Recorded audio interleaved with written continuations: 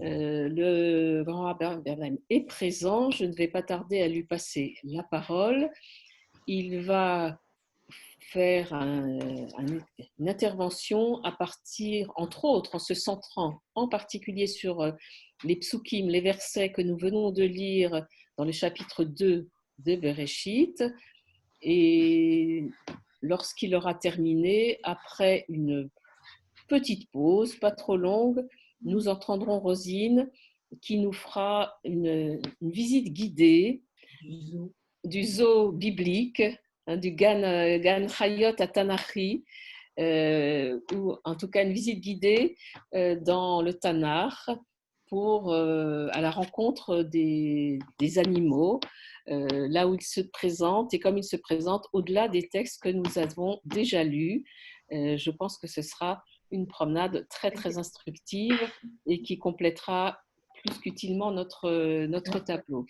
J'ai retrouvé la racine qui oui. était de c'est kaf. Koufbetchin. Oui, c'est kaf. Bon, votre enthousiasme et la précision. C'est kaf, Bernadette. C'est kaf. Je suis ravie de votre enthousiasme et de votre souhait de précision dans les termes. Ça, il n'y a pas de plus belle chose dans notre étude que celle-ci. À préciser en histoire, tu veux bien? Merci. Voilà. Alors, très bien. Je laisse la parole à Romain Berlin, pas tout de suite. Voilà. Bon, nous sommes un nombre tout à fait raisonnable de personnes et nous allons pouvoir, peut-être quelques personnes nous rejoindront dans les minutes à venir, mais ce n'est pas grave, nous allons démarrer pour ne pas prendre de retard. Bonne étude. Merci. Et à tout à l'heure, je ne serai pas sur l'écran. Rosine n'est pas non plus sur l'écran, Rosine Cohen, mais elle suit également. Nous suivons toutes deux l'étude comme vous et pour vous retrouver tout à l'heure. Merci beaucoup.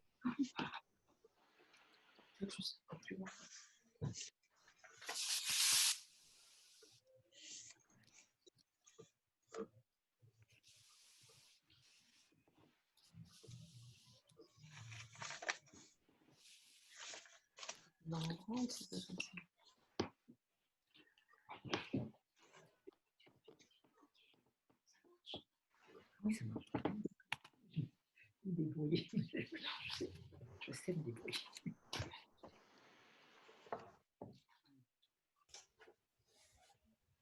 La logique, jusqu'à présent, ça marche. Les affaires techniques.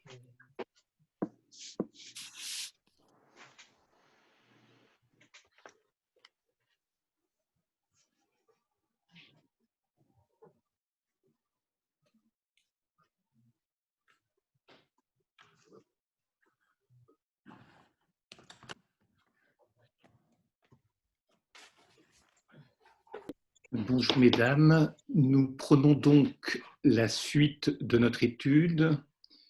Je rappelle une chose, le thème de l'après-midi c'est l'homme et le monde animal. Vous m'entendez bien? Oui, très bien, merci beaucoup. Oui. D'accord, donc je n'ai pas besoin de me coucher devant l'ordinateur, ça sera pareil un peu plus loin. Et je respirerai mieux. L'intitulé de notre sujet maintenant, tout se passe comme si, après avoir nommé les animaux, l'homme devait se nommer lui-même ce à quoi il ne réussit pas. Nous allons travailler en deux temps très différents l'un de l'autre.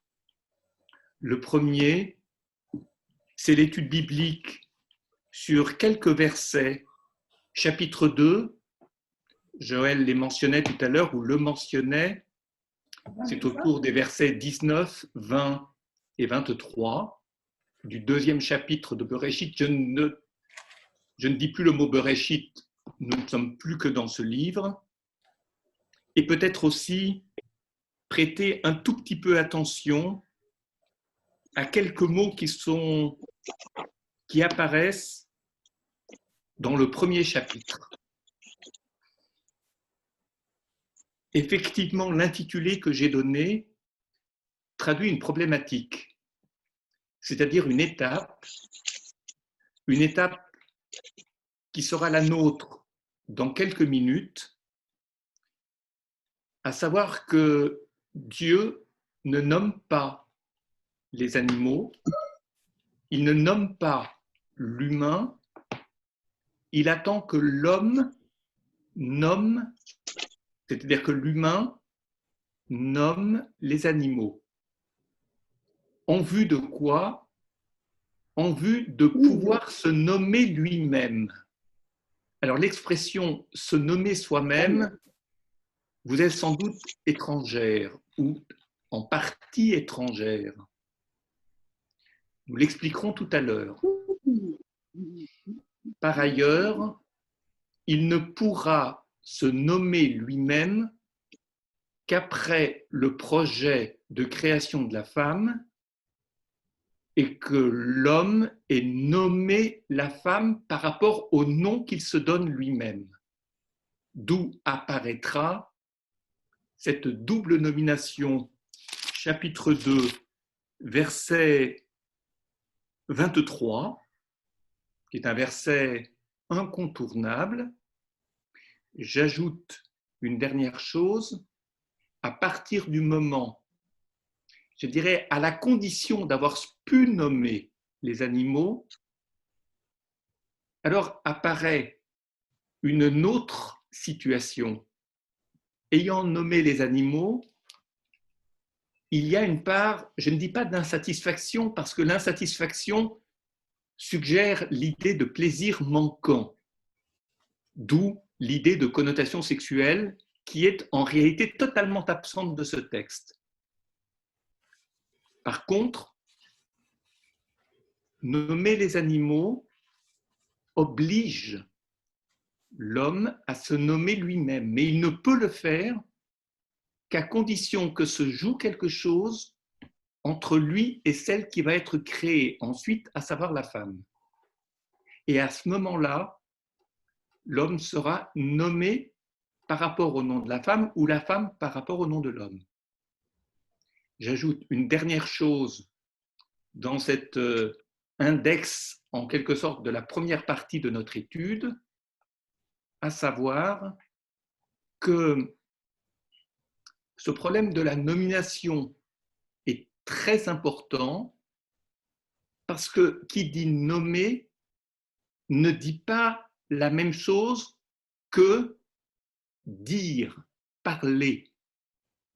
De fait, l'homme ne parle pas, il ne dit rien, ni au chapitre 1, ni au chapitre 2. Au chapitre 2, jusqu'à la fin du verset 22, vous n'avez pas la moindre parole de l'homme. Ce n'est que tout à la fin, au verset 23, qu'il parle, Vayomer, qu'il dit, et dans le même verset, on va ajouter, il va nommer, Yikare Isha, il nomme la femme, car elle est prise qui, de l'homme, bon, c'est l'histoire de la côte, je ne m'y attarde pas pour le moment, ni même tout à l'heure, ce n'est pas l'objet de l'étude, que celui de la création de la femme. Mais dans ce même verset 23, il est question de dire et il est question de nommer.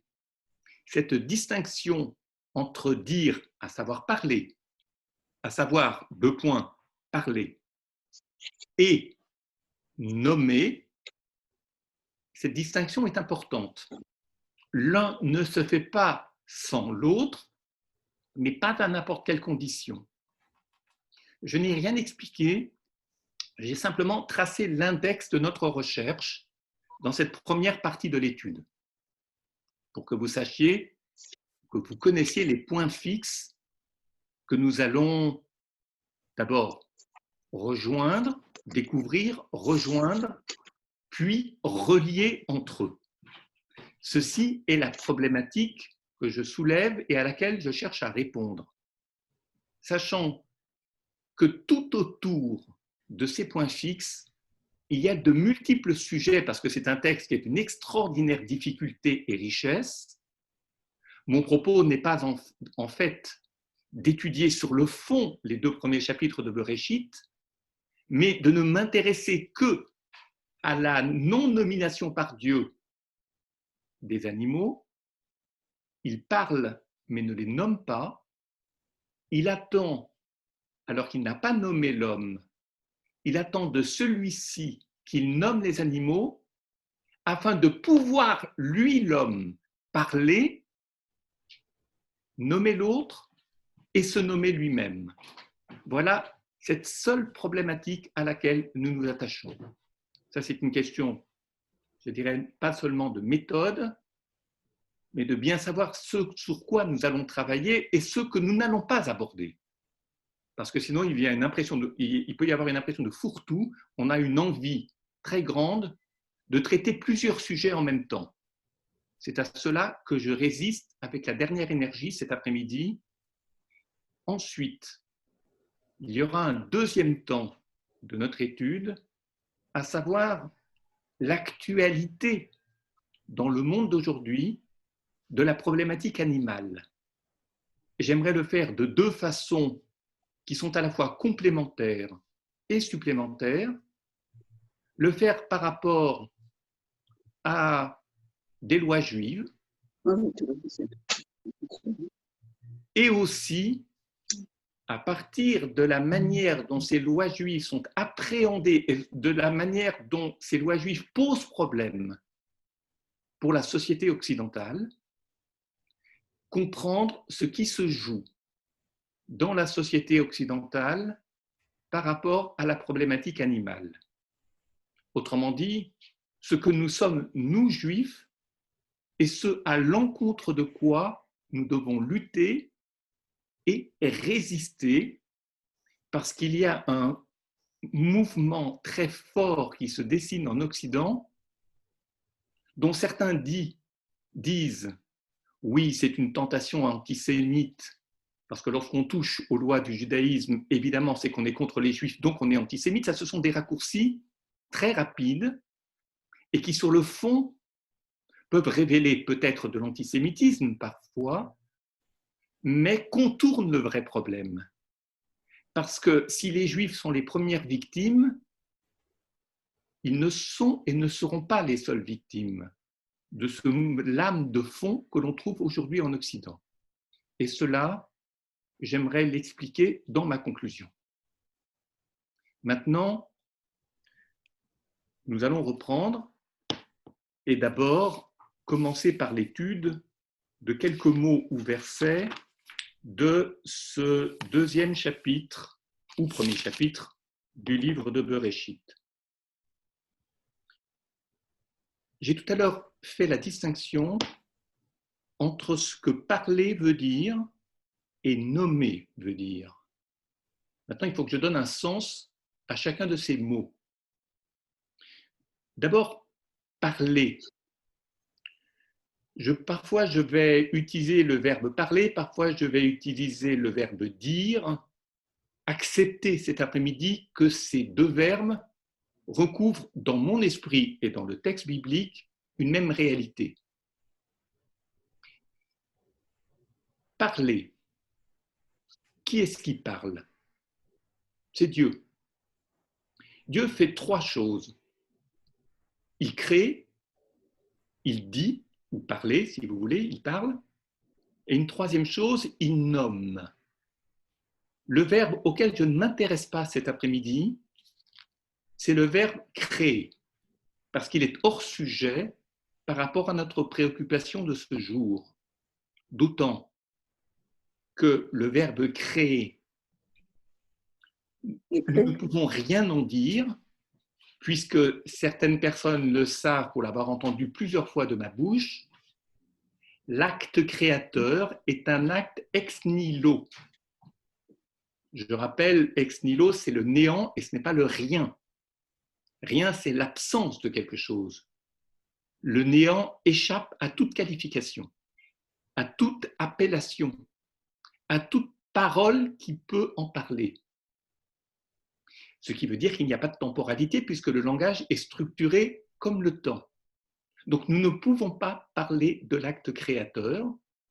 Ce dont nous pouvons parler, c'est de la parole divine, ou de la parole humaine bien évidemment, mais d'abord de la parole divine, puis de la nomination par Dieu de telle ou telle chose. C'est donc la raison pour laquelle j'ai effacé de notre propos le verbe créer. Et maintenant, nous entrons dans le Vayomer et il dit, et Vayikra, il nomme, je parle de Dieu comme sujet de ces phrases, de ces versets. La parole est acte. Autrement dit, lorsque Dieu dit, sa parole est un acte. Il ne se passe pas de temps qui s'écoule entre le dire et le faire. Nous parlons et nous agissons. Par contre, il y a un isomorphisme, il y a une consubstantialité, il y a une concomitance entre dire et faire dans la parole divine.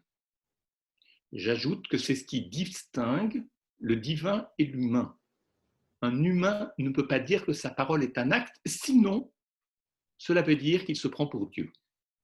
Et lorsque vous rencontrez des gens qui disent « ma parole est acte », E-S-T, est acte, la moindre des choses que vous puissiez faire, c'est de vous méfier pour ne pas dire fuir.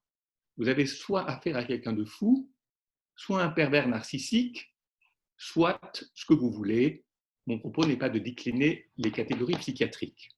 En tous les cas, c'est très mauvais signe. De fait, Vayomer apparaît à plusieurs reprises dans ce premier chapitre. En réalité, il y en a 9, et le 10e Vayomer, c'est le mot Bereshit, selon la littérature rabbinique. Je ne m'y attache pas parce que, vous le savez, dans les Pirkei Avot, on parle des 10 paroles, non pas créatrices, mais œuvrantes. J'ai expliqué pourquoi créatrice n'était pas utilisable dans notre récit et dans notre étude. Je l'ai expliqué il y a 2 minutes. Donc, il y a 9 plus 1, donc il y a 10 paroles œuvrantes qui font, qui façonnent le monde dans lequel nous vivons.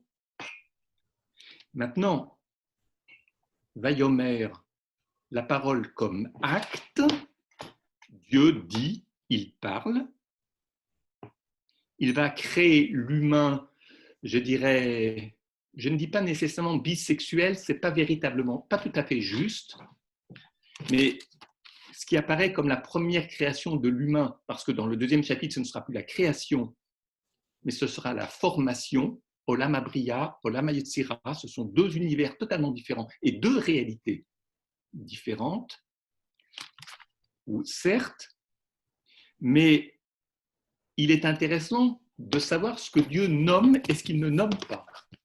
Il suffit pour cela de regarder les 10 premiers versets du premier chapitre de Bereshit et de rechercher le mot Vayikra. Vous l'avez à 4 reprises. Pardon. La première fois, c'est au début du verset 5. Vayikra Elokim la or yom v'lachosh kara laila. Vous l'avez à 2 reprises dans le même verset, Vayikra et Kara. Voilà, ça c'est une nomination en 2 temps et 2 usages du verbe nommer. Ensuite, au verset 8, Vayikra Elokim laraki hashamayim vayire vayiboker yom sheni, vous l'avez une fois là à propos du firmament. Puis, au verset 10, Vayikra Elokim la yavash eretzun mikver mayim kara yamim. Je fais fi de la traduction, vous avez tous des traductions sous les yeux, toutes des traductions sous les yeux, gagnons du temps, ce n'est pas utile de traîner sur les traductions. En tous les cas, ce verbe kara ou vayikra n'apparaîtra plus dans le premier chapitre. Alors évidemment, vous connaissez le livre de Vayikra. Vayikra veut dire nommer. Ça peut aussi vouloir dire invoquer. Ça peut vouloir dire crier. Mais sachez toujours vous souvenir de la première occurrence d'un verbe. C'est-à-dire que si vous voulez connaître le sens premier d'un verbe, recherchez, d'un verbe ou d'un autre ou d'un nom, recherchez toujours la première occurrence biblique pour voir dans quel contexte. Maintenant, si le contexte change, le mot peut trouver des significations un petit peu ce qu'on appelle au deuxième niveau, au deuxième degré, au troisième degré. Mais le sens premier relève toujours de la première occurrence. Ça, c'est une règle que les Chachamim nous ont laissée. Maintenant, pour ce qui concerne la nomination, je vous ai cité les versets où vous retrouverez donc l'usage du mot Vaïkra ou Kara ou Yikare, qui veut donc dire nommer. Ce sont là les seuls éléments que Dieu nomme. Le reste fait l'objet d'un dire. Donc, comme dire, c'est faire, donc un dire formateur, n'utilisez pas créateur, mais formateur, forme le monde, fabrique le monde. Et de temps en temps, il utilise le verbe nommer, mais seulement pour quelques éléments. Ce sont ceux qui plantent le décor, j'allais dire le cadre de ce qui va suivre.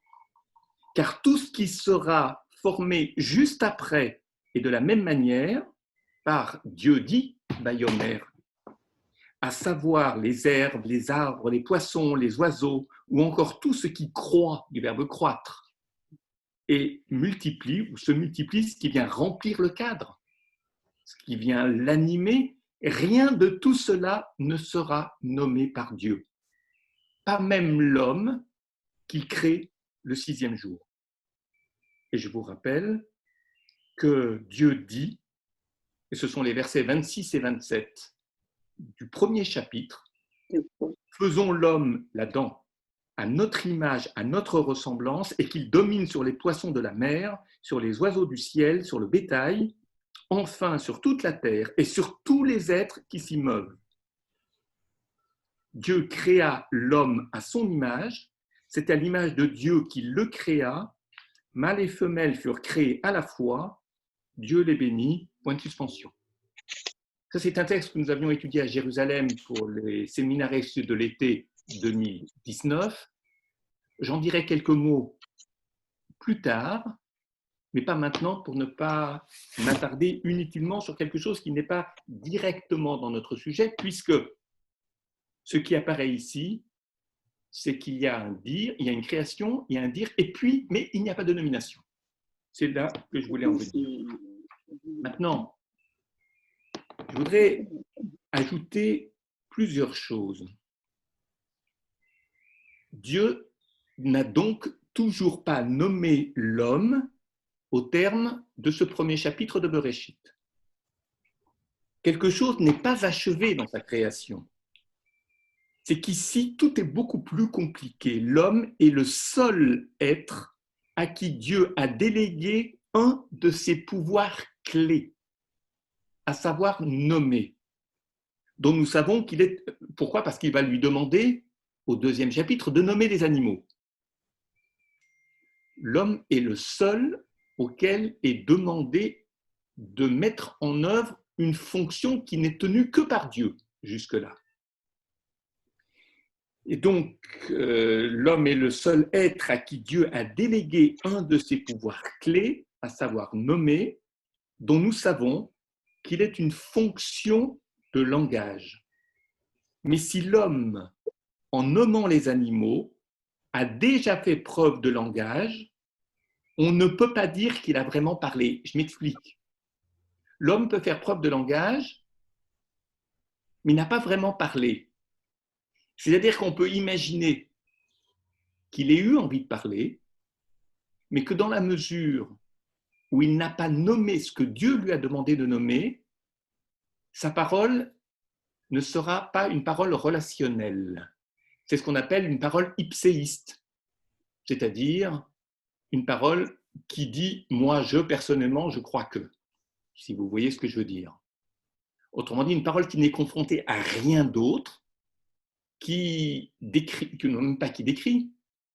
expose son quant à moi, ce qu'on appelle la partie brute de l'individu. Brute, c'est-à-dire jamais susceptible d'être déplacé, d'être mis en question, d'être discuté, et jamais susceptible de créer la moindre faille dans l'image que l'humain a de lui-même lorsqu'il parle de lui-même. C'est ce qu'on appellerait chez d'autres aujourd'hui un ego beaucoup plus que surdimensionné, qui n'a même plus de dimension tellement il est figé. Seul, ça je l'ai dit, mais si l'homme, et je reviens un tout petit peu en arrière pour continuer, en nommant les animaux, a déjà fait preuve de langage, et là nous sommes au 2e chapitre, lorsqu'il va nommer, répondre à l'attente divine, à l'exigence divine, il va nommer les animaux, il fait preuve de langage en les nommant. Mais cette nomination va s'avérer insuffisante pour quelque chose. Et dans l'intitulé, je vous disais, tout se passe comme si après avoir nommé les animaux, l'homme devait se nommer lui-même, ce à quoi il ne réussit pas. Il n'arrive pas à se nommer. Nommer, c'est parler. Puisqu'il nomme les animaux, c'est qu'il a parlé, il leur a donné des noms. Mais cette parole est insuffisante. Elle ne lui permet pas de se nommer lui-même. Vous allez me dire, qu'est-ce que ça veut dire se nommer lui-même? C'est que manifestement, on attend autre chose de l'homme qu'une parole ipséiste, c'est-à-dire une parole qui dit l'ego surdimensionné et totalement hermétique à toute relation, à toute discussion, à tout bouleversement de son être, c'est-à-dire à tout tremblement. Tremblement évoque l'idée de la faille, évoque l'idée d'un petit déplacement intérieur. Lorsqu'on a parlé à quelqu'un et que la personne nous a répondu, on n'est jamais plus tout à fait le même lorsqu'on entend le retour. Parce que la manière dont on parle à quelqu'un, de soi ou de sa propre pensée, que l'on révèle par là, qu'on expose, et la façon dont l'autre réagit, suggère, en réalité, c'est le problème de la traduction, pour les gens qui font le Talmud avec moi, suggère que ce qui est entendu par l'autre prend en compte des choses qui le concernent lui, l'autre, et qui est différent de ce qui concerne celui qui lui a parlé en premier.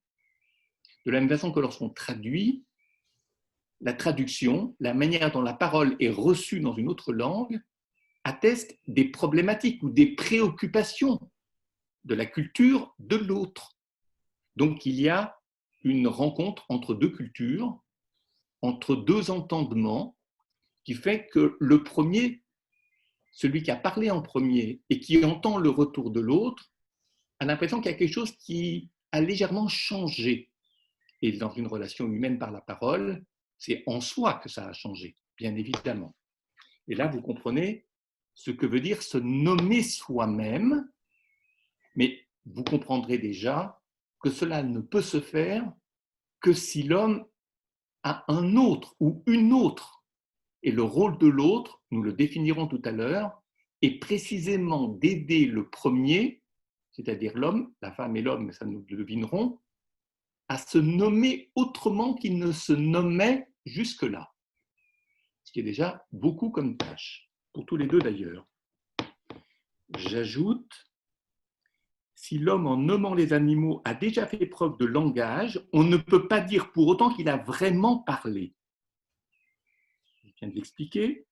Seul Dieu dit, c'est-à-dire parle, le langage de l'homme est encore à cette étape plutôt une désignation plutôt qu'une signification. Davantage une désignation qu'une signification.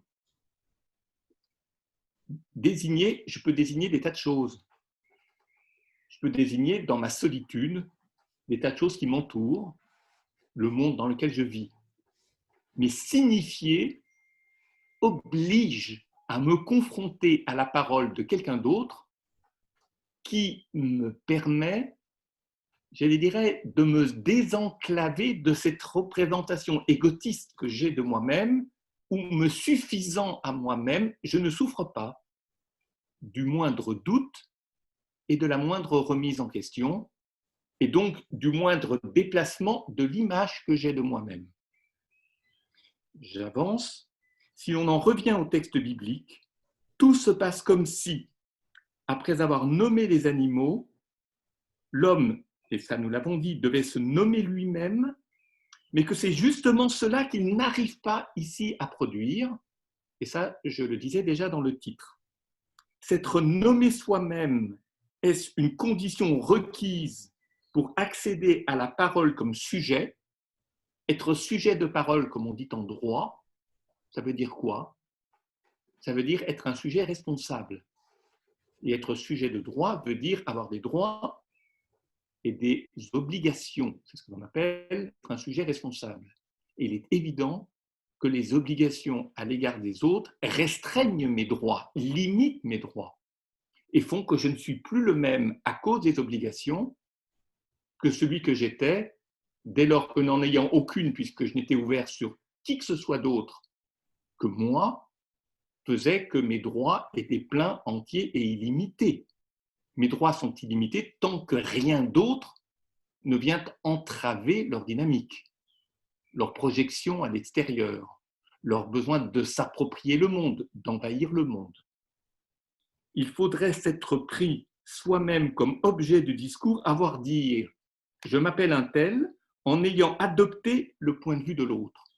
C'est-à-dire que lorsque j'entends l'autre me répondre, la manière dont je me nommais avant de lui parler, je l'ai dit plusieurs fois, elle a d'abord tremblé, elle est un peu secouée, elle a bouleversé la représentation que j'avais de moi-même et l'idée que je me faisais de mes mots parce que j'entends dans le retour un petit décalage entre ce que moi je pensais avoir dit et ce que l'autre pense avoir entendu. Et de ce fait, si nous voulons nous parler, nous devons prendre en compte que les mots, que les phrases, autrement dit que le dire, la parole, peut ne pas recouvrir tout à fait la même réalité. Et les gens s'écharpent souvent parce qu'ils omettent de penser que les mots peuvent recouvrir des réalités différentes. Quand je suis médiateur entre deux parties opposées, je me rends compte assez vite que les mots ne signifient pas la même chose pour les deux groupes, ou pour les deux personnes, ou les deux parties. Et qu'à partir de là, ils ne pourront jamais s'entendre parce qu'ils ne parlent pas de la même chose. Mais le fait qu'ils ne parlent pas de la même chose est un signe de bonne santé dans la discussion, à condition que ça ne les enferme pas dans leur solitude ou dans leur égoïté, et qu'ils sachent s'en dessaisir, prendre conscience, essayer de répondre. Ce n'est pas cela que j'ai voulu dire. Qu'est-ce que toi tu entends de ce que je viens de dire et qui fait que tu y crois, plus que ce que moi je crois dans ce que j'ai dit, etc., etc. Ça, c'est le problème qui se pose dans le texte au chapitre 2, lorsqu'après d'avoir nommé les animaux, le texte dit « Faites très attention à ne pas faire un contresens dans le texte, chapitre 2, c'est au verset 20.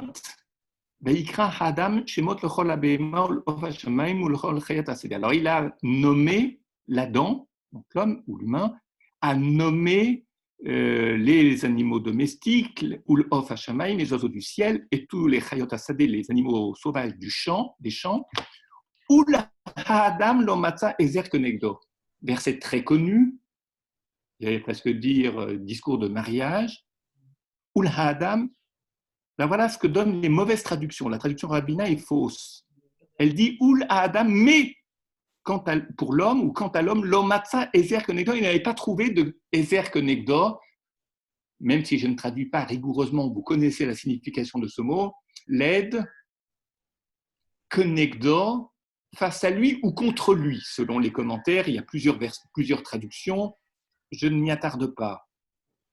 Ce n'est pas ce qu'est la femme ici, ou ce que sera la femme au-delà de cette expression qui m'intéresse particulièrement, mais c'est le vav. Ce n'est pas mais pour l'homme, c'est et pour l'homme. Je vous en supplie, traduisez toujours au sens premier des mots, des verbes, des lettres, donc de leur première occurrence. Le vav est un vav de liaison. Et l'homme, ça veut dire qu'il a nommé. Mais le fait d'avoir nommé les animaux rend, je dirais, visible pour lui fait accéder à cette conscience qu'il lui manque quelque chose. Parce que si vous traduisez par « mais », vous basculez dans cette représentation du texte qui veut dire il est quand même contrarié parce qu'il attendait beaucoup des animaux en les nommant, mais en retour, il n'a pas eu son lot. Et de fait, ça vous fait penser que l'autre n'est pas ceci ou l'autre n'est pas cela. Je préfère ne pas même entrer dans ce sujet, il n'est pas intéressant, puisque nous le récusons. Autrement dit, et je reviens toujours à la phrase de tout à l'heure, pour se nommer soi-même, quelles sont les conditions, il faudrait aussi s'être vu comme l'autre nous voit lorsqu'il nous répond. Mais cela ne suppose-t-il pas une distance, une altérité? C'est vrai. Entre un homme et une femme, ou entre deux personnes d'ailleurs de manière générale, cette notion de distance qui rend possible, puis pensable, ou pensable, puis possible l'altérité, signifie que tous les deux, nous ne sommes pas les mêmes. Je peux faire tous les efforts que je veux, je peux toujours dire que oui, je suis tellement proche de cette personne, on a des regards convergents, on a la même vision du monde, on pense les mêmes choses, mais quelque part, il y a une marge d'erreur que l'on n'évalue pas. Je ne vais pas plus loin. Pourquoi? Parce que les petites différences créent les plus gros conflits. C'est très difficile d'aider quelqu'un qui est très proche, parce que c'est très difficile de se mettre dans l'interstice entre soi et l'autre, si la différence est très proche. Par contre, faire de l'humanitaire à l'autre bout du monde est beaucoup plus facile, parce qu'il y a une telle différence culturelle, une telle distance, une si faible proximité, que ce que l'on apporte est de toute façon utile. Mais lorsqu'on est très proche, le problème ne se pose pas du tout de la même façon. Cela suppose alors reconnaissance ou reconnaissance de l'altérité. Autrement dit, ce qui est irréductible.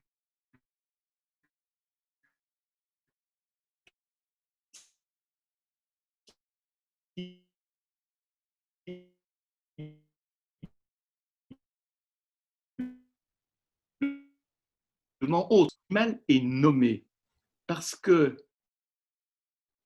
immédiatement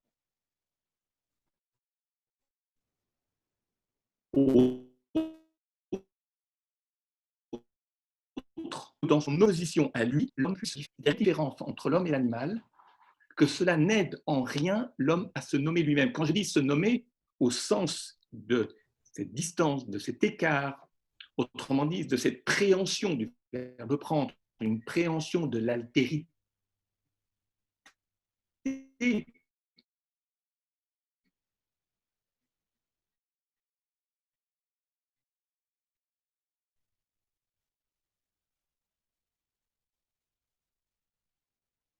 c'est-à-dire une nomination de soi humain, et j'appelle la nomination non pas égotiste, mais la nomination qui permet d'entrevoir, d'accompagner et de nourrir la distance, l'écart entre soi et l'autre, donc l'altérité. Alors comment faire pour se nommer soi-même? Comment se voir et que voir? Vous pensez évidemment d'abord au miroir. Dans le miroir, bien sûr, on se voit, on s'identifie, mais c'est en assumant une image qui nous vient d'un ailleurs aliénant. Je l'exprime plus simplement, le miroir, l'approche du semblable, aliène à ce semblable. Si je me regarde beaucoup devant la glace, je finis par m'identifier, c'est-à-dire à penser que tout moi est dans cette image.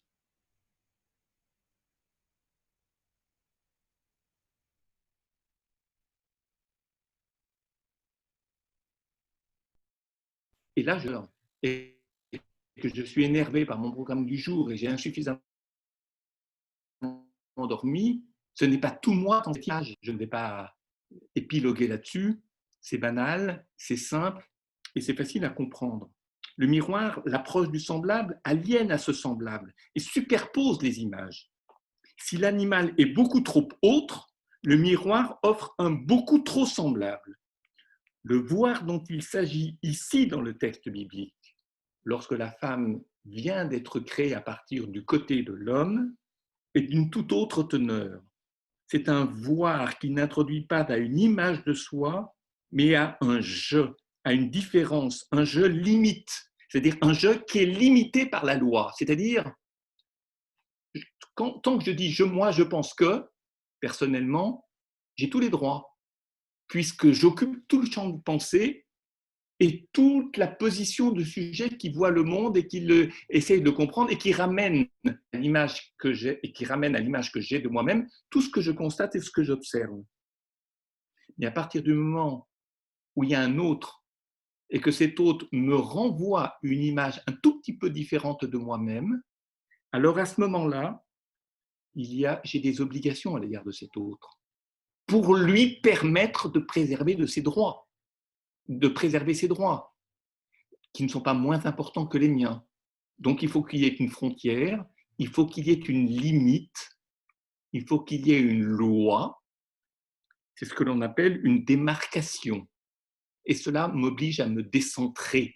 Me décentrer, alors on a un très beau mot dans la littérature kabbaliste, mais un mot qu'il ne faut pas utiliser comme un fourre-tout ou comme un cerf à tout, c'est ce qu'on appelle le tzimtzum, c'est ce qu'on appelle le rétrécissement, se mettre en retrait pour faire de la place à l'autre.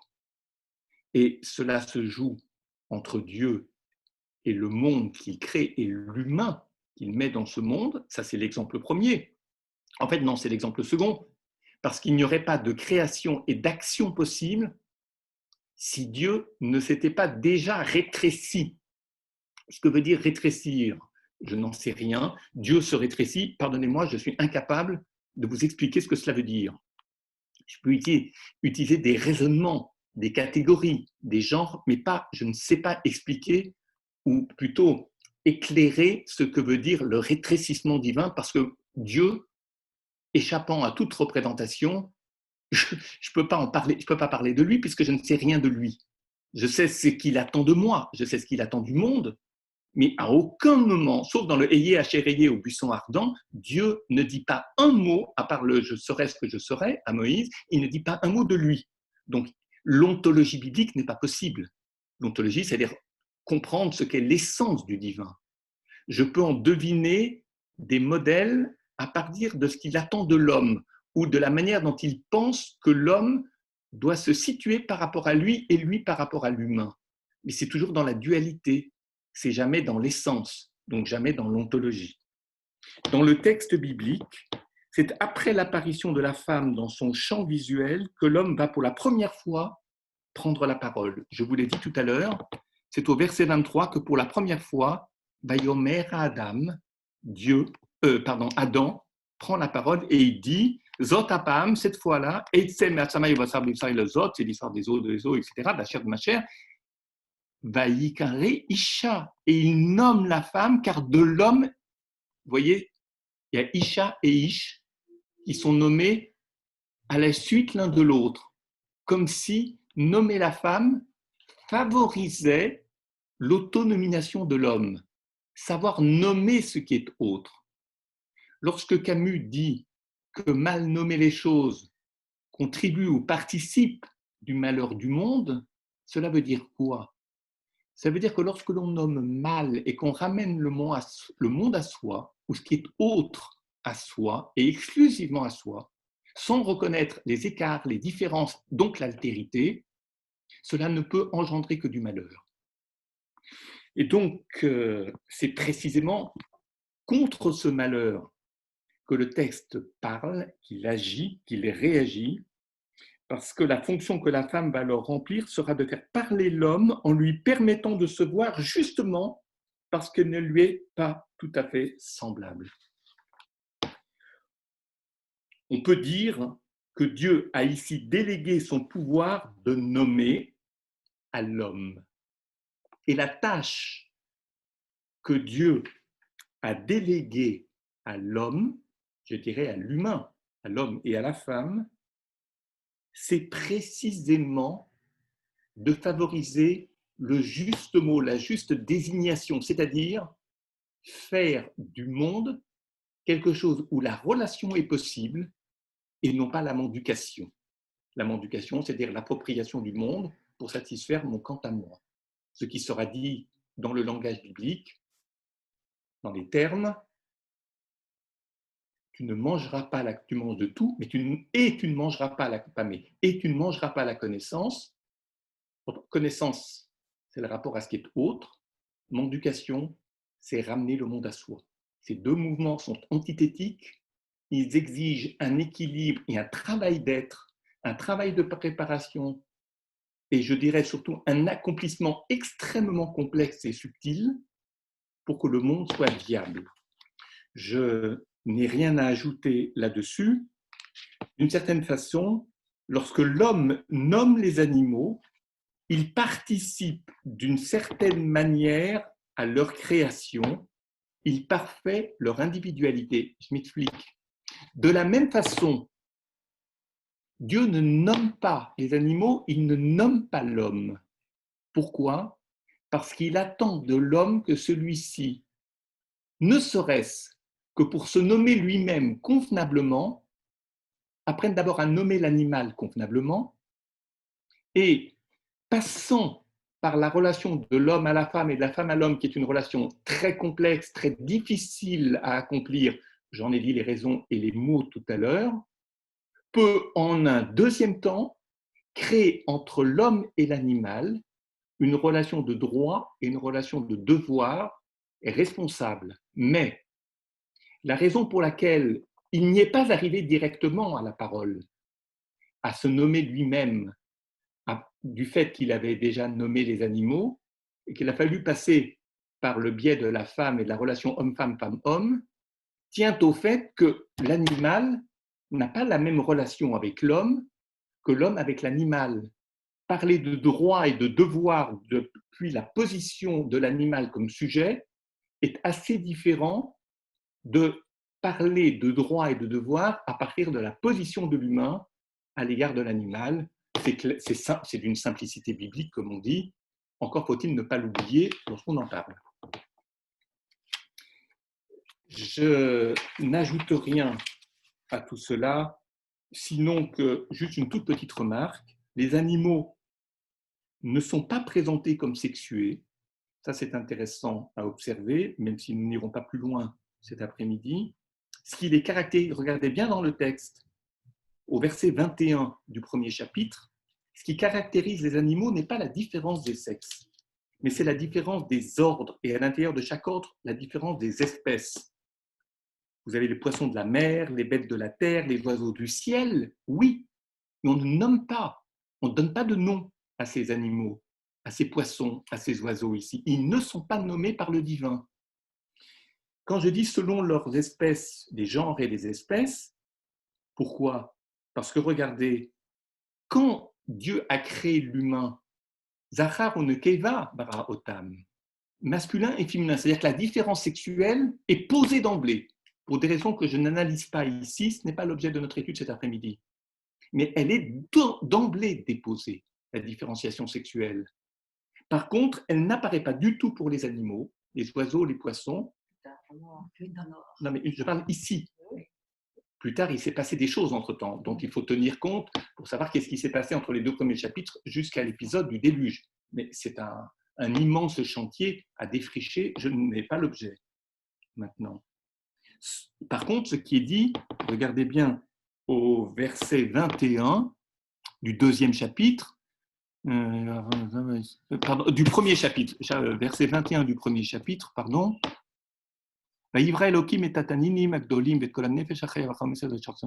Regardez, Asher Shartsu Amayim le Mineihem. Mineihem, min, c'est un genre, c'est une espèce plus exactement. Vetkol Of Kana, le Mineihu, selon leur espèce.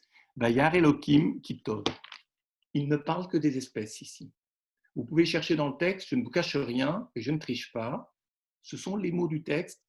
Il n'est pas question de la différenciation sexuelle, il n'est question que des espèces. La sexuation n'est mentionnée que pour l'humain, car c'est précisément dans la relation sexuelle, la relation d'amour et plus tard entre l'homme et la femme, qui inclut l'acte sexuel, que l'homme et la femme, tous deux, réalisent leur finalité propre, à savoir être à l'image de Dieu, puisque dans le même verset, plus haut dans le premier chapitre, il est dit « Dieu a créé l'humain à son image et à sa ressemblance, Zachar ou Nekeva, masculin et féminin, il les a créés. » Donc vous avez dans le même verset, 1, la ressemblance avec le divin, 2, la différenciation sexuelle. C'est ce qui me permet de dire que l'homme et la femme, tous deux, réalisent leur finalité propre, à savoir être à l'image de Dieu, lorsque cette différenciation sexuelle fait sens, qu'elle est porteuse. Point de suspension, je vous laisse le soin de finir les phrases. De la même façon qu'il y a une irréductible différence entre le divin et l'humain, je le dis autrement, en d'autres mots, de la même façon qu'il y a une irréductible différence entre Dieu et l'humain, à l'image du divin, il y a entre l'homme et la femme plus tard cette irréductible différence, notamment dans l'acte sexuel, donc dans leur identité sexuelle, qui fait que lorsque celle-ci est prise en compte, qu'elle est pensée et qu'elle est assumée, alors ça fait de ce couple un couple créé à l'image du divin, comme le disait le verset dans le premier chapitre. Ça, c'est pour la partie étude sur texte. Vous me direz, il ne nous a pas appris grand-chose, on attendait beaucoup plus, sauf que mon souci n'est pas de vous informer d'un maximum de choses. Mon souci était et reste d'abord de poser des problèmes de méthode, c'est-à-dire apprendre à lire le texte. Mon souci, c'est de vous apprendre à lire et accessoirement de m'apprendre à lire à moi-même. Et plus j'avance en âge et dans la densité de l'étude, plus je me rends compte que pendant tant et tant de décennies, je ne savais pas lire. Je lisais des textes sans me rendre compte de ce qui était et de ce qui n'était pas. Je croyais les connaître, mais je déposais des interprétations sur les mots du texte qui fait que je faisais dire au texte des choses soit qui n'existaient pas, soit qui existaient et je l'ignorais. Et quand je vous ai dit, faites attention à bien différencier dire et nommer, qu'avant le verset 23 du deuxième chapitre n'apparaît ni le dire, ni l'autonomination telle que Dieu l'entend pour l'humain, mais ça ne peut se faire que dans la relation de couple, tout ça on l'a étudié tout à l'heure. C'est cette, si vous voulez, c'est cette construction mentale, cette structuration du langage biblique que nous essayons d'observer de très près. Finalement, moi j'utilise beaucoup de commentaires pour expliquer ça, mais je ne les cite pas, non pas parce que je suis pressé, mais parce qu'en fait, je me rends compte que les très grands commentaires ont en fait un objectif, c'est de nous apprendre à lire. Ce qui fait que lorsque je sais lire, je n'ai presque plus besoin de citer mes maîtres. Alors je cite, parmi les très grands qui apprennent à lire, c'est-à-dire qui font observer ce qui est et ce qui n'est pas dans le texte, je devrais citer le Gaon de Vilna, je devrais citer beaucoup plus tard un ultime disciple, mais qui était un Chabad, mais ça n'a aucune importance parce qu'il a étudié à Volodjine et dans la Chassidoute Chabad, à savoir Rabbi Yosef Rosin, que je cite souvent, l'auteur du Tzafnat Panear, le génie de Rogatchov.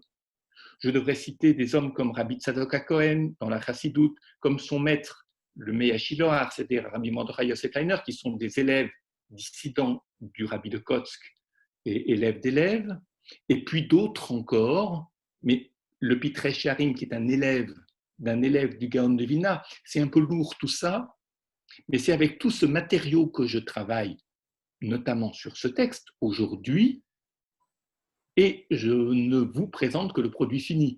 Parce que si on lit des morceaux de commentaires, à ce moment-là, on est en séminaire hebdomadaire pour toute une semaine, et pas pour 1h15 qui me sont attribués. Maintenant, pour ce qui concerne la deuxième partie, la partie, je dirais, plus réflexion en quelque sorte, je parlais des lois juives et je parlais de ce que la contestation de ces lois juives suggère comme mouvement de pensée dans la société et en quoi ce mouvement est éminemment dangereux pour les juifs, bien sûr, mais pas seulement pour eux. les Juifs souvent en premier parce qu'ils sont les premières victimes, mais lorsqu'on pense que le monde est antisémite et qu'il n'aime pas les Juifs, on se trompe. Parce que sur le fond, même si je déplore la tentation antisémite de certains, je sais très bien que de manière presque concomitante, il y aura beaucoup d'autres victimes que les Juifs, et là je ne pourrais pas seulement, exclusivement, utiliser le mot antisémitisme pour expliquer ce qui se passe. Alors, je voudrais vous dire rapidement, vous savez, prenons l'exemple de la shrita, l'abattage rituel. Je voudrais juste vous rappeler 2 ou 3 petites choses que vous avez peut-être reçues ou que vous savez, mais de manière, je dirais, pas très précise. Pourquoi est-ce qu'on fait la shrita? C'est un abattage par saignée avec couteau dont le fil est parfaitement tranchant, le fil, c'est-à-dire la lame est parfaitement tranchante, pas d'incise, une incise rapide, sans heurts, sans pression, des gros vaisseaux. C'est presque indolore, l'hémorragie est massive, elle est abondante, très complète et elle réalise une forme d'anémie cérébrale qui entraîne la perte de conscience et l'abolition presque totale de la sensibilité en très peu de secondes. Autrement dit, la vie consciente est très vite abolie par cette jugulation. Maintenant, sur le fond, mais ça vous l'avez compris, la raison pour laquelle on fait la shrita, je ne les connais pas dans la mesure où le bon Dieu ne m'a pas révélé ses secrets de fabrication de ses lois, mais ce qui ressort, en tous les cas à l'analyse, et que certains maîtres font de l'appréciation de la loi ou de la perception de la loi, ils disent qu'en banalité apparente, il s'agit de ne pas infliger une souffrance inutile à l'animal. Et parmi les souffrances inutiles à l'animal que l'on cherche à tout prix à éviter dans la Torah, repenser à des choses qui n'ont rien à voir avec la shrita, le repos shabbatique, les animaux sont au repos, le Shabbat, les animaux domestiques sont au repos, on le dit dans le Kiddush du Shabbat matin, on le dit dans les 10 commandements, vous regarderez, bien le nourrir au travail, l'obligation de la Torah de l'assistance à l'animal souffrant, accidenté ou en danger, ne pas abattre le même jour la mère et l'enfant. Bref, point de suspension, il y en a d'autres. Mon souci n'est pas de vous éblouir par les nombreuses précautions que la Torah fait à l'égard de l'animal, mais juste d'en mentionner quelques-unes, les autres vous les trouverez vous-même. Oui, je n'ai pas dit que c'est inutile, je dis ce qui est inutile, c'est de recenser toutes les lois maintenant. Je sais combien mon temps est compté et que Joël me le rappellera. Donc, anesthésie. Pourquoi je dis anesthésie? Parce qu'en fait, un des problèmes, une des questions qui est soulevée aujourd'hui dans la société occidentale est celui de l'étourdissement de l'animal. C'est-à-dire que certains voudraient interdire la shrita, qui est un moyen barbare, parce que qui dit barbare dit sang qui s'écoule, dit mouvement violent, dit couteau, lame tranchante. Ça donne des images très barbares de l'acte sacrificiel. Et ça, c'est insupportable aux yeux de certains. Donc, pour ne pas... Alors, il y a certains qui, dans certains pays, certains courants de pensée, certains politiques ou penseurs qui demandent l'abolition de la shrita. Il y en a d'autres qui disent on ne peut pas faire ça aux Juifs, surtout lorsqu'on sait que les nazis ont d'abord proscrit la shrita et la brit mila, donc on ne va pas faire la même chose que les nazis. Ça retient, et donc il faut quand même leur accorder un statut d'exception, ce que pour ma part, je trouve absolument insupportable, un statut d'exception pour les Juifs, parce que notre histoire est faite de statuts d'exception qui ont été terriblement humiliants pour les Juifs. Et je trouve pour le moins déplacé de restituer par le statut d'exception ce caractère d'humiliation, à savoir, on n'est pas comme les autres, on nous tolère à cause de notre statut de victime, c'est-à-dire de nos malheurs passés, donc on va nous accorder, au nom de ce statut et des malheurs passés, de ce statut de victime et à cause de nos malheurs passés, on va nous accorder un statut exceptionnel. Jusqu'au jour où on le perdra et ça sera terrible. Et puis de toute façon, je ne veux pas être humilié, point, en tant que juif. Alors on parle de l'étourdissement, qui serait un progrès. Je me rappelle quand, dans l'élection présidentielle qui a conduit François Hollande au pouvoir, dans la campagne électorale, le Premier ministre de l'époque, François Fillon, a fait une sortie en pleine campagne électorale qui était très déboussolante, à savoir, oui, mais enfin, je ne comprends pas les... Bon, autrefois, je peux comprendre, dans d'autres temps, à une époque ancienne où on ne connaissait pas, les progrès de la science n'avaient pas encore eu lieu, etc. Je peux comprendre que la shrita puisse se faire à l'époque, mais aujourd'hui, dans la modernité, oui, il avait utilisé le terme d'archaïque. C'est quelque chose aujourd'hui de complètement archaïque. Que la shrita, il y a tant d'autres moyens où l'on fait moins souffrir, etc. Alors, je ne discute pas de savoir qu'est-ce qui fait plus et qui fait moins souffrir. C'est un problème à part. Et à la limite, il ne m'intéresse pas cet après-midi. Ma question n'est pas de faire des graduations pour savoir si, avec ou sans étourdissement, shrita, étourdissement, sans étourdissement, là où il y a plus et là où il y a moins de souffrance. D'abord, je n'ai pas des preuves absolues en la matière, ni les opposants d'ailleurs n'ont de preuves absolues en la matière. Mais l'étourdissement cache la souffrance. Est-ce qu'il supprime la souffrance? L'inconvénient de l'anesthésie électrique, c'est d'abord que l'anesthésie est incomplète.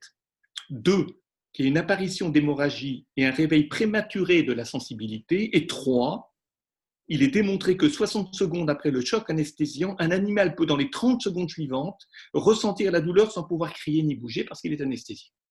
Ça, c'est scientifiquement démontré.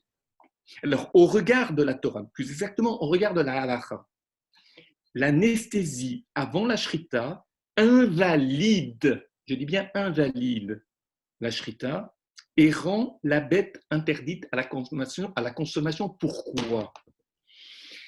Parce qu'en effet, le choc électrique est susceptible de provoquer des lésions pulmonaires, des lésions cérébrales par éclatement ou perforation des méninges et des membres, des lésions des membres qui sont autant de causes de tréfa, c'est-à-dire l'animal devient taref. Pourquoi ? Parce que dans la Gemara, dans le texte talmudique traité de Choulin 37b, on envisage des cas similaires avec la technique d'aujourd'hui, de l'époque, et on craint l'apparition de telles lésions quand la bête est effrayée ou soumise à un choc. C'est-à-dire même risquée avec l'anesthésie par administration de composés chimiques tels que l'hydrate de chlore ou le narco normal, etc., peut provoquer un choc, ce qui veut dire que la bête est terriblement effrayée et on ne tue pas un animal en état de frayeur. Et c'est une des raisons, pas la seule. Si on découvrait un procédé moins brutal et inoffensif sur le plan des lésions, le simple fait d'annihiler la réaction de l'animal donne ipso facto à l'animal un caractère mesoukanet, on dit en hébreu, caractère de bête affaiblie ou malade. Il est interdit de tuer un animal affaibli ou malade. Point. Ça, c'est une interdiction. Ce n'est pas une interdiction de la Torah, c'est une asmarta de Oraita. On déduit par un raisonnement talmudique d'un verset qu'il est interdit d'abattre un animal affaibli ou malade.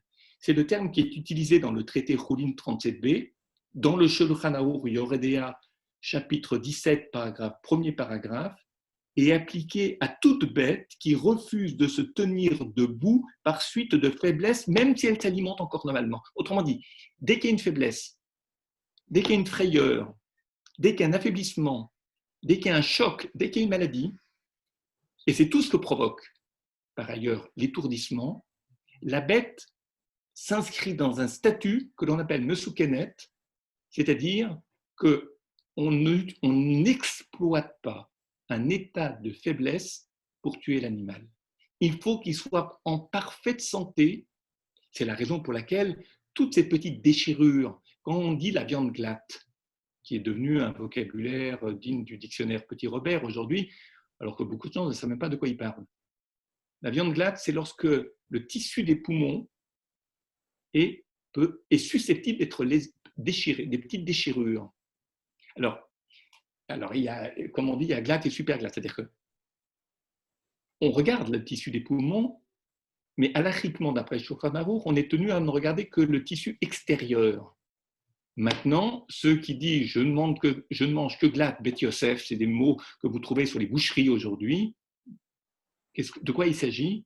On a vérifier à l'intérieur du poumon que des tissus intérieurs, eux, n'ont pas non plus été touchés. Mais comme ce n'est pas dans le Shulchan Arour, ce n'est pas une obligation. Je peux comprendre qu'il y a des gens qui se contraignent et veulent s'assurer en rajoutant des choses supplémentaires, à condition qu'ils ne disent pas que la viande sur laquelle de l'animal qui a été observée uniquement sur les membranes extérieures et non pas intérieures devient un taref. Parce qu'à ce moment-là, c'est comme si j'ai dit, moi, quand je rencontre une femme dans la rue, je baisse les yeux toujours parce que je ne veux pas la voir, parce que je crains d'être attiré par elle. Ce n'est pas parce que je serais faible et fragile, et donc j'ai pris une précaution pour moi-même, ça, chacun pourrait le comprendre, que pour autant, je vais dire de toute personne qui ne baisse pas les yeux et qui voit une femme marcher vers lui, qui vient en face, et quelqu'un qui est porteur plein de mauvaises intentions. C'est exactement pareil. Or, pour qu'une bête soit considérée comme kashère, il est obligatoire qu'elle ait un sursaut après la shrita. Savez-vous pourquoi? Parce que c'est la preuve qu'elle était encore en pleine vitalité au moment de l'abattage. Je m'arrête pour ce qui... Pardon? Je voulais vous informer de ces choses-là. Je voudrais prendre 5 minutes pour vous dire quelque chose d'assez court. Parce que là, on va entrer maintenant dans ce mouvement de société et sa résistance à l'égard de certaines lois, dont la shrita et d'ailleurs la circoncision, la brit mila également. Je pense, mais ça c'est une réflexion personnelle, je pense que de manière générale, les sociétés se structurent autour de 3 termes. La victime, le bouc émissaire et la solution. C'est un classique. Les gens qui sont un peu simplistes ou les sociétés qui raisonnent de manière un peu simpliste ont une vision d'ensemble qui repose sur 3 pieds. La victime, le bouc émissaire et la solution. Je vous donne des exemples rapides. Pensez au marxisme. La victime, c'est la classe ouvrière qui symbolise la misère humaine. Le bouc émissaire, c'est le capitalisme. Et la solution, c'est le marxisme. Simple. Ensuite, quand le marxisme a commencé à faiblir, pour ne pas dire à s'affaisser, on est passé au tiers-mondisme. La victime, c'est le colonisé. Le bouc émissaire, c'est l'Occident, qui est l'inventeur du colonialisme, de l'impérialisme, tous ces ismes, de l'esclavage, qui n'est pas un isme, parce qu'il s'est rendu compte ou certains se sont rendus compte, qu'ils ont été très déçus par la classe ouvrière qui s'embourgeoisait. Quand le communisme est tombé, ils sont précipités vers les biens de consommation. Donc en fait, ça défaisait les structures de la pensée marxiste, où on pensait que la classe ouvrière, qui était la misère humaine, n'aspirait qu'à l'égalité. En fait, elle aspirait au bien beaucoup plus qu'à l'égalité. Troisième chose, l'écologisme. Je saute quelques étapes intermédiaires. L'intermondialisme, ce n'est pas l'intéressant aujourd'hui. La victime, ce n'est plus la classe ouvrière, ce n'est plus le faible, c'est la nature. Autrement dit, tout ce qui est silencieux. Et là, ça devient intéressant parce que si la victime, c'est la nature parce qu'elle est silencieuse, le bouc émissaire, c'est l'homme lui-même dans sa volonté de dominer la planète, ça c'est l'écologisme, et la solution, c'est l'écologisme. Je ne parle pas des mouvements écologiques, je parle de l'écologisme comme courant de pensée qui prend de plus en plus d'importance. Et les choix se font souvent par rapport à des critères même qui ne sont pas assumés, qui sont ceux de l'écologisme. Quand je dis la nature silencieuse, je pourrais dire, ou je devrais dire, les sans-voix, ceux qui n'ont pas de voix. Pourquoi? Parce que la nature, elle ne parle pas. Ou alors elle s'exprime dans un langage qui n'est pas le même lorsqu'elle déborde, lorsqu'elle bouillonne, lorsqu'il y a des explosions, etc. Mais les sans-voix, ce sont aussi les animaux. Les sans-voix, ce sont aussi les enfants, et en particulier les petits-enfants. D'où progressivement une prééminence, c'est-à-dire une élévation dans l'ordre des nouveaux droits de l'enfant qui doivent être les mêmes que les droits des adultes, etc., etc. En réalité, il s'agit de protéger les gens contre eux-mêmes. protéger l'humain contre lui-même. Et je vous rappelle juste cette phrase de Nicolas Hulot, que les Français aiment tant. Il avait rédigé un pacte écologique en 2007. Et l'ennemi, disait-il, ne vient pas de l'extérieur, il siège à l'intérieur de nos consciences et de nos systèmes. Alors on n'est plus dans le marxisme, on n'est plus dans le tiers-mondisme, le mal est à l'intérieur de nous. On assiste depuis un demi-siècle au glissement successif des boucs émissaires. Au départ, on était sur des groupes, ensuite des groupes plus restreints, puis des individus dans l'intermondialisme, le faible, et ensuite et maintenant chez les sans-voix. Autrement dit, il faut donner des droits à ceux qui ne peuvent pas les réclamer. La nature ne peut pas réclamer ses droits. Elle peut se manifester, mais elle ne parle pas. Elle ne nomme rien. Elle révèle. Les nourrissons, les animaux, c'est pareil. Alors, vous comprenez qu'à partir de là, il y a un certain nombre de mouvements qui naissent et qui, j'allais dire, se propagent. Il y a en premier lieu les végétariens, pas très grave. En deuxième lieu, les animalistes, ça l'est plus. En troisième lieu, les véganistes, ça l'est encore plus. Et en dernier lieu, ce qui à mes yeux est le plus lourd de conséquences, ce sont les antispécistes. Je voudrais juste dire un mot à leur sujet. Antispécistes. C'est-à-dire qu'ils sont contre la classification par espèce. Spécistes, par espèce. C'est-à-dire qu'en fait, on veut aujourd'hui, chez les antispécistes, on demande une égalité de plus en plus large et qui recouvre des genres, des espèces totalement différentes. Il n'y a pas de raison que l'animal ait moins de droits que l'humain. Il n'y a pas de raison que la nature ait moins de droits que l'humain. Alors il y a des mouvements au sein de l'antispécisme qui s'opposent au fait que les minéraux n'aient pas des droits. Autrement dit, lorsque je marche et je casse des cailloux, ou j'écrase la terre, eh bien, les droits de la terre, les droits des minéraux doivent être pris en compte, de la même façon que les droits des nourrissons, les droits des animaux. Pourquoi je me suis arrêté sur les nourrissons? Parce qu'en fait, les nourrissons, ça fait penser à la Brit Mila. Mais ça, on va y venir dans un instant pour conclure. Les animaux, ça y fait penser au niveau de la shrita. On en a parlé tout à l'heure, je vais le reprendre pour conclure également. Mais si vous voulez, plutôt que de dénoncer les moyens avec lesquels les humains traitent parfois les animaux, les antispécistes contestent le fait même qu'il existe des liens entre les animaux et les humains. Ces liens sont jugés illégitimes et très nombreux. Ils disent que l'idée que les humains se font des liens entre eux et les animaux sont totalement illégitimes. Il faut les reconsidérer complètement. Je vous donne un exemple. Les animaux domestiques. Qu'est-ce qu'on va faire des animaux domestiques?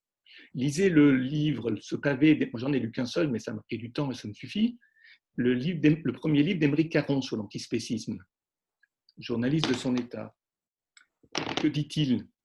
Il dit en substance que les animaux domestiques, ce sont des animaux que l'on domine, dont on a maîtrisé les forces vives. Comme son nom l'indique, on les a domestiqués pour servir nos besoins. Moi, je suis tout seul, je n'ai pas de famille, je n'ai pas d'amis, je prends un chat chez moi de manière à avoir un animal domestique qui me tient compagnie. Mais d'une certaine façon, j'ai complètement méconnu les droits de l'animal à vivre comme il a envie de vivre et j'ai pris cet animal simplement pour mon plaisir. C'est ce qu'on appelle la mendication dans le texte biblique. Je ramène ce qui est autre que moi au service ou à la réponse de mes besoins, à moi et toujours à moi. Voilà. Alors ensuite, on peut maltraiter un animal, on peut bien le traiter, mais alors que disent-ils? Ils disent, ce qu'il faut faire à ce moment-là, il faut stériliser tous les animaux domestiques. Oui, parce que comme on ne peut pas les envoyer dans des camps de rééducation, contrairement au soviétisme, il faut stériliser les animaux domestiques pour qu'ils n'engendrent pas des animaux domestiques et que la nature revienne à son état sauvage où chacun a ses droits, sa liberté, et de ce fait, au nom des droits et de la liberté, chacun est l'égal de l'autre. Sauf que, mais ça je l'ai trop souvent dit pour m'y attarder, il y a un petit problème de vocabulaire ici, une confusion de langage, parce que lorsqu'il parle d'égalité, il parle d'indifférenciation, il ne parle pas d'égalité. Autrement dit, que le monde revienne à l'indifférencié. Et quand vous avez le texte biblique qui dit le minéou selon son genre, selon son espèce, c'est précisément pour spécifier les différences. L'égalité veut dire, c'est pas simplement on a des droits égaux. Parce que le nourrisson et l'adulte, si vous leur donnez les mêmes droits, ils n'ont pas les mêmes devoirs. C'est qu'on donne des droits et des devoirs, et l'égalité signifie que pour les uns comme pour les autres, on rend possible cet équilibre entre les droits et les devoirs. Il n'y a pas de droit sans devoir et de devoir sans droit. Mais vous ne pouvez pas le faire sur un animal par rapport à l'humain, vous ne pouvez pas le faire pour un nourrisson par rapport à l'adulte, vous ne pouvez pas le faire pour la nature, etc., les minéraux, est-ce que vous voulez, les végétaux, par rapport à, etc. C'est-à-dire qu'en fait, les antispécistes disent que les animaux sont victimes de discrimination, d'oppression, au même titre que les Noirs ou les femmes en leur temps, dixit Émeric Caron, dont les droits n'étaient pas reconnus constitutionnellement. Donc il faut un nouveau contrat social. Alors là, on remet du Rousseau dans la partie, que le principe d'égale considération des intérêts des animaux ne soit plus arbitrairement limité aux seuls membres de notre propre espèce. L'apport de l'antispécisme à la philosophie, et je conclus là-dessus, pose un certain nombre de problèmes, je ne fais que les soulever, pas d'y répondre, à savoir, le droit doit-il uniquement prendre pour axiome les concepts utilitaristes de plaisir et de douleur? Peut-on passer contrat avec des êtres dont le consentement n'est pas identifiable? Et ça, l'antispécisme ne tient pas compte de ces deux problèmes. Comment identifier le consentement chez l'animal, dans le minéral, chez le nourrisson? À quels critères? Que signifie vraiment tuer un animal, tuer un humain? Faut-il puiser dans l'histoire de l'espèce humaine pour trancher ces questions? L'antispécisme est-il l'élargissement de la sphère de la compassion humaine ou au contraire, peut-être, et je me demande en quelle mesure il n'y a pas quelque chose de ça, le symptôme d'une certaine colère, pour ne pas dire d'une certaine haine à l'adresse du genre humain déguisé en amour des animaux. J'ai beaucoup plus l'impression qu'il y a une détestation de l'être humain qui se fait jour, comme si l'être humain, il est décevant, ça n'arrête pas, de toute façon il y a des guerres, de toute façon ceci, de toute façon cela. C'est-à-dire qu'en fait, alors que les animaux, ça vaut le coup de tenter notre chance avec eux, puisqu'ils n'ont été que des victimes. Et vous retrouvez cette idée de société qui privilégie les victimes, c'est-à-dire où l'action et le statut victimaire devient un statut dominant. Dès que quelqu'un est victime, il a raison. C'est beaucoup moins évident qu'on ne pense. Il n'est pas nécessaire de réfléchir longuement pour le comprendre. Mais je termine pour l'antispécisme. L'antispécisme met ainsi en branle les fondamentaux de notre humanité, puisque notre humanité s'est constituée avec les animaux au fil des millénaires. C'est-à-dire qu'il remet en question les fondamentaux, il s'attache beaucoup moins à redonner sa dignité à l'humain qu'à accepter l'idée et partir de l'idée que l'humain est indigne et qu'il faut faire des animaux comme les égaux, je ne dis pas l'égal, mais comme les égaux de l'humain. Je ne suis pas sûr que c'est l'animal que l'on élève, je pense aussi que l'on abaisse l'humain vers l'animal. Ceci étant, j'ai commencé tout à l'heure mon propos en rappelant les devoirs de la Torah, l'attention, le respect de la dignité de l'animal. C'était mon premier propos, et je n'ai donné que 4 exemples, j'aurais pu en donner beaucoup d'autres. Ce n'est qu'à cette seule condition que j'ai ensuite le droit de dénoncer dans l'antispécisme ceci et cela. Je dois arrêter? Je vais à la nuit. 1h15. Je vais jusqu'à 16h30. C'est l'heure 15 qu'on m'avait accordée. Non, j'avais commencé à 14, ça permet. Ah, c'est bien, c'est bien. Je suis très respectueux de mes droits.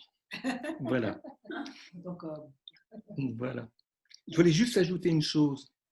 Nous avons nos responsabilités à l'égard des animaux, non pas parce qu'ils sont sensibles, je voudrais qu'on change de vocabulaire, parce qu'ils sont vulnérables. C'est beaucoup plus dans l'esprit de la vulnérabilité que la Torah parle des animaux que dans l'esprit de la sensibilité. Et prétendre que parce que la vulnérabilité évoque la victime qui souffre. Et ceci implique d'y prêter attention, sinon il y a des risques de discrimination. Prétendre que les animaux ont les mêmes droits que les hommes, je l'ai dit, et j'insiste, c'est non pas les élever, mais diminuer le statut de la personne humaine, qui de fait a beaucoup plus de responsabilités, donc beaucoup plus de devoirs que l'animal. Je ne suis pas sûr qu'on ait besoin d'un secrétariat d'État aux droits des animaux. On a peut-être beaucoup plus besoin d'un secrétariat d'État aux étrangers qui sont en situation douloureuse, difficile, ou des SDF qui vivent et qui de froid et de faim de maladie dans la rue. Je termine simplement par ceci, en revenant vers la circoncision et la Brit Mila et la Shrita. Je suis obligé de revenir sur quelque chose que j'ai déjà dit à certaines personnes, mais il est toujours important de bien formuler les choses, je dirais, de manière en droit. L'histoire de la Brit Mila a commencé avec ce fameux jugement en Allemagne en 2012 à propos d'une plainte contre un médecin qui avait circoncis un enfant musulman. Ça s'était mal passé. La cour d'appel de Cologne déclarait que la circoncision devait être considérée comme un délit de coups et de blessures volontaires, même si elle était effectuée par un médecin, sauf si c'était pour des raisons médicales. Nous le savons. C'est un jugement du 7 mai 2012, cour d'appel de Cologne. Dans les attendus du jugement étaient avancés deux arguments. Je m'arrête sur la circoncision qui n'a rien à voir avec l'animal. Vous allez comprendre comment le raisonnement se duplique sur l'histoire des animaux et de l'abattage rituel, la shrita. Dans les attendus du jugement étaient avancés deux arguments. Le premier, la circoncision est une atteinte à l'intégrité physique de l'enfant. Ça, c'est un classique. Touche au corps, on abîme quelque chose, etc. Je l'entends, ce n'est pas ce qui me préoccupe le plus. Et puis le deuxième argument qui était avancé dans les attendus du jugement, c'est que la circoncision est une atteinte à la liberté religieuse de l'enfant, du fait qu'on impose à l'enfant un marqueur religieux irréversible, alors qu'il n'est pas en position de choisir. Ça, c'est beaucoup plus philosophique, c'est beaucoup plus problématique et c'est beaucoup plus subtil comme argument et donc difficile à démonter. Le premier argument relève d'un classique conflit entre droits équivalents, à savoir d'un côté la liberté religieuse et de l'autre l'intégrité physique. Classique. Le second argument est beaucoup plus original et de mon point de vue beaucoup plus grave, car il oppose la liberté religieuse de l'enfant, le droit de choisir sa religion, il oppose la liberté religieuse de l'enfant à celle des parents. Parce qu'à partir du moment où le corps de l'enfant est modifié de façon irréparable, la circoncision irait contre les intérêts de l'enfant qui doit pouvoir choisir, pouvoir décider plus tard, et par lui-même de son appartenance religieuse. Vous allez me dire, qu'est-ce qui se joue là, derrière cette phrase? La liberté religieuse est définie ici, dans les attendus du jugement, comme strictement individuelle. Il faut laisser l'enfant grandir sans lui inculquer de religion qui ne peut être pour lui qu'une option parmi d'autres. Parce que lorsqu'on dit c'est à l'enfant de choisir plus tard, ça veut dire choisir entre plusieurs options. Autrement dit, le choix d'une option religieuse est un choix individuel. Et vous allez voir à quoi s'oppose le terme d'option individuelle parmi d'autres. Parce que derrière la défense de la liberté religieuse, c'est-à-dire ce droit qui est donné à l'enfant de choisir plus tard la religion, et si on met un marqueur irréversible, il ne peut plus choisir puisqu'il est marqué pour toujours. Oui, mais c'est ce qui est prétendu dans l'attendue. C'est ce qui est attendu, ce qui est prétendu dans l'attendu du jugement. Bon, il a été retourné, mais ceci étant, sur le fond, on a voulu accorder aux Juifs, vu ce qui s'était passé pendant la guerre, un statut d'exception. Ce qui n'a rien résolu du tout. Sur le fond, sur la forme, oui, mais sur le fond, non. Je n'y reviens pas. derrière la défense de la liberté religieuse, il y a une redéfinition, donc du droit de l'enfant à choisir, il y a une redéfinition de ce qu'est la religion. Parce que la religion n'est plus à ce moment-là une tradition, ni une communauté, mais un choix parmi tous les autres possibles. Pour simplifier, la liberté religieuse ne peut s'exercer que dans un espace, dans l'attendue du jugement en Allemagne et dans l'esprit d'un certain nombre d'Occidentaux aujourd'hui. La liberté religieuse ne peut s'exercer que dans un espace préalablement sécularisé et religieusement aseptisé, pour que le choix de l'enfant n'obéisse à aucune contrainte et à aucune influence. C'est-à-dire que c'est la définition même de la religion, de la tradition, de la communauté qui est ici en jeu. On peut être pour ou contre la circoncision au nom du premier argument. Je l'ai dit tout à l'heure, le premier argument, c'est une atteinte à l'intégrité physique de l'enfant. Ça, je peux comprendre. C'est-à-dire que je le partage, je peux comprendre. Mais il faut voir que le deuxième argument enlève à la religion toute dimension à la fois transcendante et historique. De fait, il s'agit alors d'instituer non pas, et c'est ça, c'est la conclusion à laquelle j'arrive, il s'agit alors d'instituer non pas la neutralité de l'État, mais le relativisme comme doctrine officielle. Le relativisme, c'est la liberté de choisir et surtout ne être influencé par rien. Ça, c'est ce qu'on appelle le relativisme des valeurs. Par opposition à la neutralité de l'État. C'est quoi la neutralité d'État? C'est la laïcité. Or, au nom de la laïcité, l'État est neutre, donc il n'a pas à s'impliquer là-dedans, sauf pour des raisons hautement morales, sanitaires, médicales, etc. Mais le relativisme comme doctrine officielle signifie que l'on ne doit plus privilégier une valeur sur une autre. Autrement dit, on n'a plus le droit de hiérarchiser, de considérer que certaines valeurs sont plus importantes que d'autres. Il appartiendra à l'enfant de choisir parmi toutes les valeurs possibles concernant son corps, son identité religieuse, de choisir par lui-même, de faire le choix de la valeur qui lui importe par rapport à tous ceux qu'il récuse. Et je pense que cette substitution à la laïcité du laïcisme, c'est-à-dire le laïcisme a remplacé la neutralité. Je rappelle la définition des mots. La laïcité, c'est la neutralité de l'État. Le laïcisme, c'est le relativisme des valeurs comme doctrine officielle. Autrement dit, tout se vaut dans le relativisme, puisqu'on n'a plus le droit de hiérarchiser les valeurs, et quand tout se vaut, plus rien ne vaut.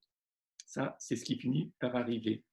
Ceci étant, pour l'abattage rituel, le Danemark a interdit la shrita, kasher ou halal, le 17 janvier 2018, ils ne sont pas les seuls. Comme pour la circoncision, on a avancé deux arguments. D'abord, le premier argument portait sur la souffrance de l'animal, conflit de droit, ça c'est un classique, le corps, on l'a dit pour l'enfant, on l'a dit pour l'animal, mais le deuxième va beaucoup plus loin. Le deuxième argument au Danemark a été, il renverse la hiérarchie des droits, c'est-à-dire que le droit des animaux doit primer sur la religion collective. L'individu, le singulier, doit primer sur le collectif. Le particulier doit primer sur le collectif. C'est ce qu'avait déclaré le ministre danois de l'Agriculture à l'époque. C'est-à-dire qu'il ne faut pas ici seulement parler, il ne faut pas voir ici seulement une expression subtile d'antisémitisme ou d'islamophobie, même si c'est la motivation de certains, je l'accepte, mais le mouvement de défense des animaux qui se développe et se radicalise aujourd'hui en Europe attaque aussi bien les boucheries halal que non halal, les laboratoires pharmaceutiques, les fourreurs et autres carnivores, au nom de l'indifférenciation, de la prévalence qui est accordée à l'individuel par rapport au collectif, comme si, mais là je termine par là où j'ai souvent commencé mon propos, pas aujourd'hui mais en d'autres circonstances, comme si les pensées collectives étaient considérées d'emblée comme dangereuses, totalitaires, idéalitaires, c'est-à-dire ce qu'on appelle les idéologies, et que face à ça, tous ceux qui avaient perdu leur identité individuelle du temps des totalitarismes, des pensées collectives au XXe siècle, nazisme, bolchevisme, etc., devaient être réhabilités. Il ne faut pas laisser une demande individuelle en souffrance sans lui répondre, sans lui accorder des droits. Et petit à petit, inspiré de cet anti-idéologisme du XXe siècle, on en arrive à sacraliser les droits de l'individu en toutes circonstances, ce que j'accepte en grande partie, à une condition, c'est qu'on n'en arrive pas à tout ce veau, qu'il n'y ait plus de hiérarchie de valeurs au niveau du choix et que l'on ne confonde pas d'un côté la neutralité de l'État et de l'autre le relativisme des valeurs. Et quand il y a un relativisme des valeurs, les premières victimes sont souvent les Juifs et après, il y en aura beaucoup d'autres. Je vous remercie pour cette attention bien longue.